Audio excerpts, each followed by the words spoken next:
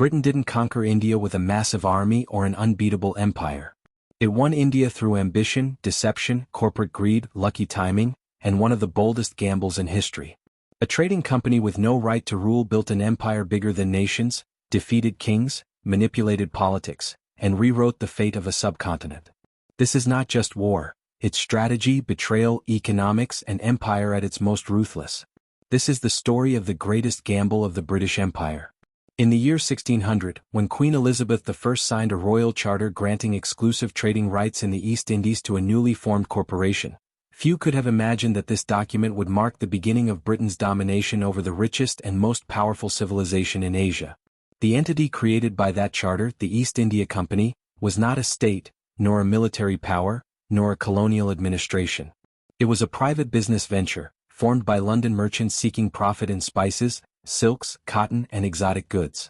Yet, armed with monopoly privileges and driven by fierce competition with Dutch and Portuguese traders, the company quickly evolved into something far more ambitious. It became a force with a hunger not just for commerce but for political influence, then territorial control, and ultimately sovereignty itself. India at this time was not a fractured wasteland waiting to be conquered. It was the crown jewel of global wealth. The Mughal Empire, under rulers like Akbar, Jahangir, and later Shah Jahan, commanded revenues that dwarfed those of European monarchs. Its cities were among the most prosperous on earth. Bengal alone generated more economic output than all of Britain. Indian textiles dominated world markets. Diamonds, gold, and intricate craftsmanship flowed through trade networks linking India to Persia, the Ottoman Empire, Africa, and Southeast Asia. India was not merely rich, it was economically indispensable. And the East India Company wanted in. The company's early years were marked by negotiation, diplomacy, bribery, and the slow cultivation of favor in Mughal courts. Unlike the Dutch East India Company, which aggressively seized territory in Indonesia, the English had to play a subtler game in India. They secured permission to build trading posts, known as factories, in Surat, Masulapatnam, Madras, and later in Bengal. These were fortified commercial settlements, but they were not colonies. The Mughals saw them as useful revenue-generating hubs, easily controllable, politically harmless, and economically beneficial. But the company saw them as footholds, tiny cracks in a massive wall.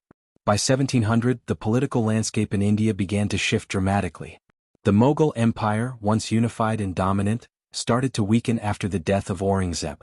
Regional governors, nawabs, maharajas, and local rulers gained autonomy, often fighting among themselves. This decentralization did not initially signal vulnerability, it simply changed the nature of power. But to the East India Company, it created opportunity. For the first time, it could stop asking for permission and start influencing succession, funding proxy wars, and backing rulers who would grant them more privileges than the Mughals ever did. At the same time, European geopolitics spilled into India. Britain and France, locked in global rivalry, transformed Indian soil into a chessboard. French commanders like Joseph Dupleix began supporting local rulers and militarizing trade settlements.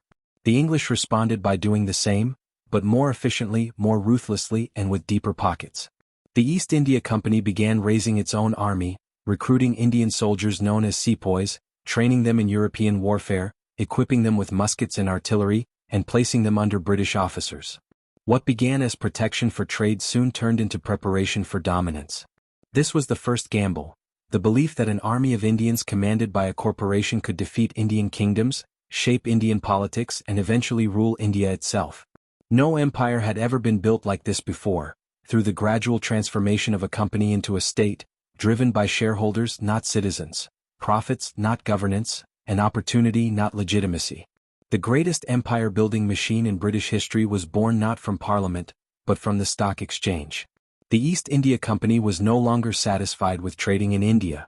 It wanted power over India. And the weakening political order gave it just the chance it needed. The subcontinent had kings, armies, wealth, and diplomacy. But the company had something new: modern military organization, corporate coordination, global ambition, and the audacity to attempt what no one believed a business could achieve. A kingdom. An empire. A subcontinent ruled for profit. This was not conquest by invasion. It was conquest by influence. And the real storm was only beginning. Bengal in the early 18th century was the beating heart of India's wealth. Its river ports pulsed with global commerce, its fertile land produced rice and opium at staggering scale, and its looms supplied cotton and silk textiles that clothed markets from Europe to Southeast Asia. Whoever controlled Bengal controlled the financial engine of the subcontinent. By the 1740s, as the Mughal Empire's central grip slackened, Bengal's Nawabs ruled as near-independent monarchs. The English trading settlement at Calcutta, Fort William, sat on the Hooghly like a small but sharpening thorn. Tolerated, taxed but not feared. That changed with one man, Siraj-ud-Daulah. Siraj inherited the throne of Bengal in 1756 at just 23. Intelligent, impatient, proud, and deeply suspicious of the company's swelling fortifications and its covert meddling in court politics, he viewed the British presence not as trade but as encroachment. His fears were justified. The company had begun expanding Fort William without permission, stockpiling arms, and granting asylum to political rivals. To Siraj this was not business, it was subversion. In June 1756 he marched on Calcutta, overwhelming the garrison. The city fell. Company officials fled downriver in panic. In the aftermath came the infamous Black Hole incident, where dozens of prisoners died overnight in suffocating confinement. Whether accident or negligence, the episode became propaganda gold for London, inflaming calls for retribution. The company dispatched Robert Clive, a former clerk turned soldier whose audacity and battlefield cunning had already earned him legend in company circles. Clive understood something critical: Bengal could not be won by force alone. It had to be bought, fractured, and politically sabotaged from within. He opened secret channels to Siraj's disaffected commanders and financiers, most importantly Mir Jafar, the ambitious commander-in-chief, and Jugat Seth, the powerful banking house that underwrote the Nawab's treasury. Clive's pitch was simple: replace Siraj, secure your fortunes, and grant the company unmatched trading privileges. It was a conspiracy of profit, fear, and betrayal. On June 23, 1757, at Plassey, the gamble erupted into battle. Siraj's army numbered over 50,000, dwarfing Clive's 3,000 men including sepoys. Yet numbers were irrelevant when loyalty had been auctioned.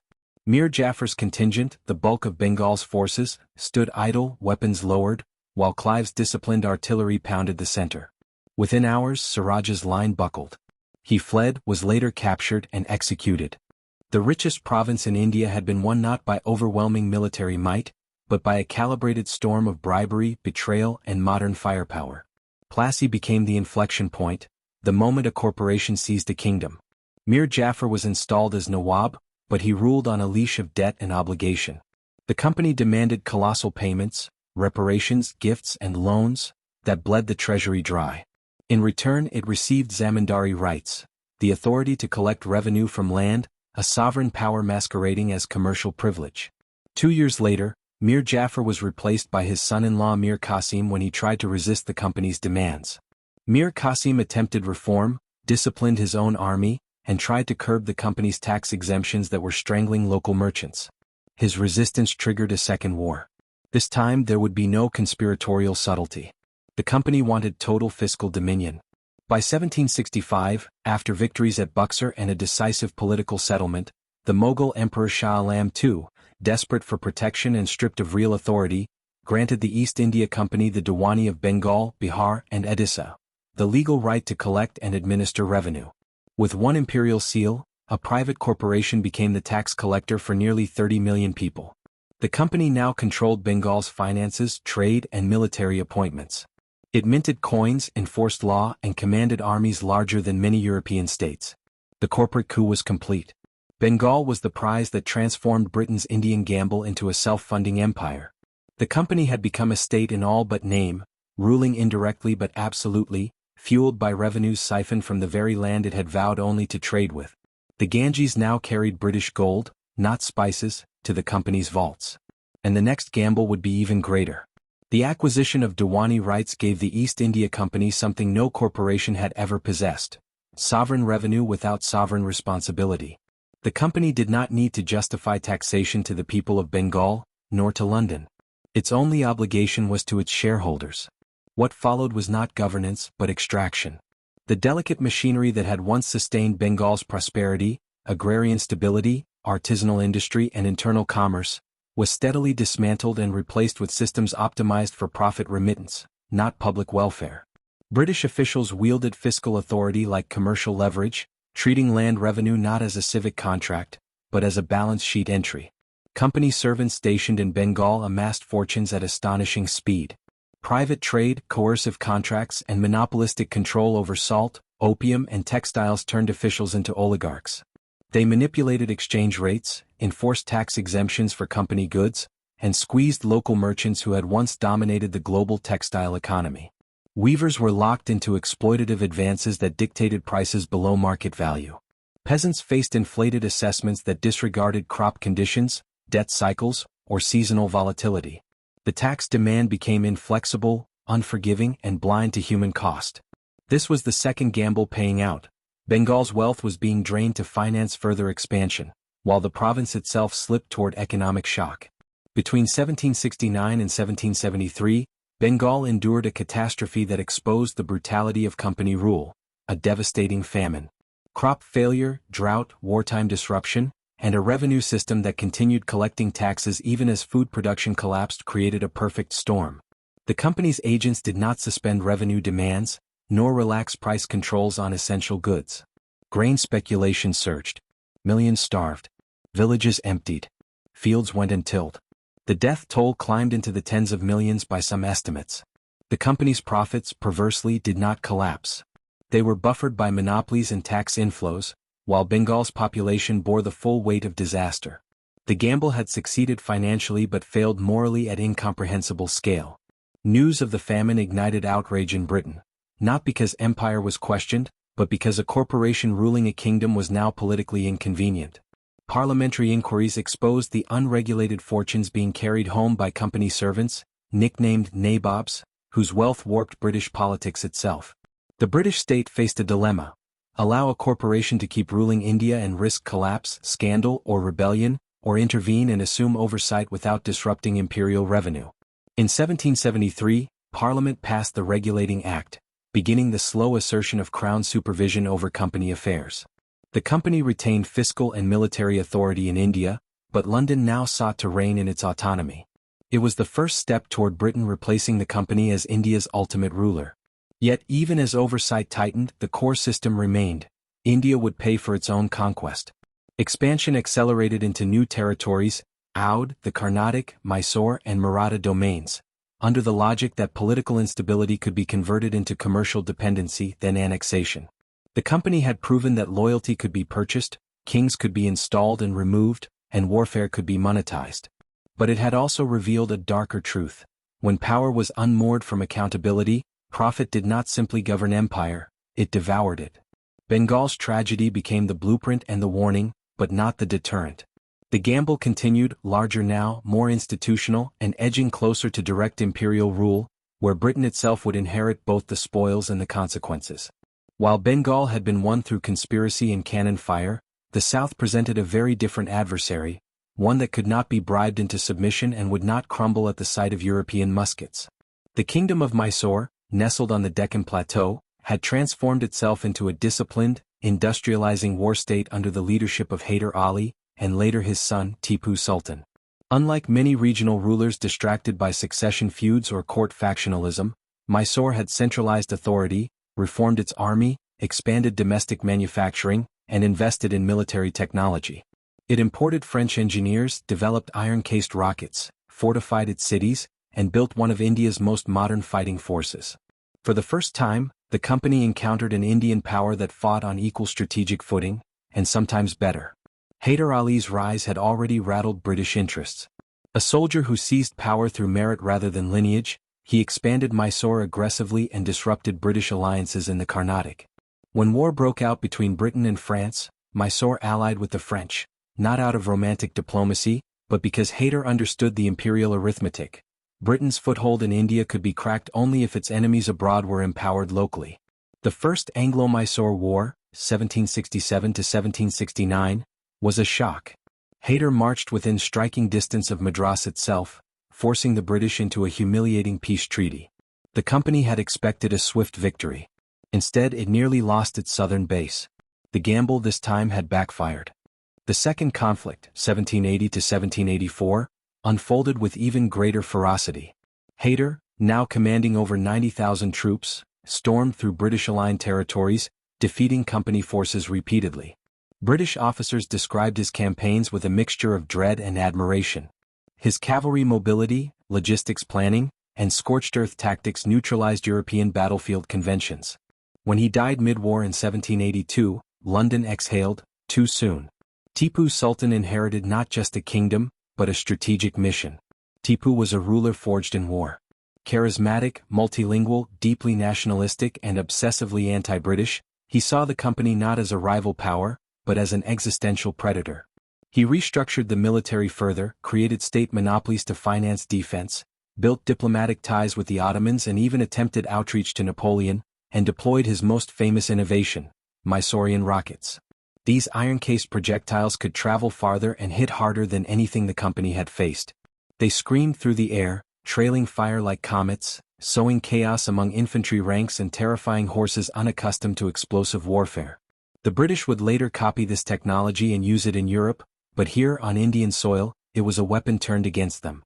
The Third Anglo-Mysore War, 1790–1792, forced the company into a coalition with the Marathas and the Nizam of Hyderabad. Tipu fought fiercely but was pressured into ceding territory. Still he was not finished.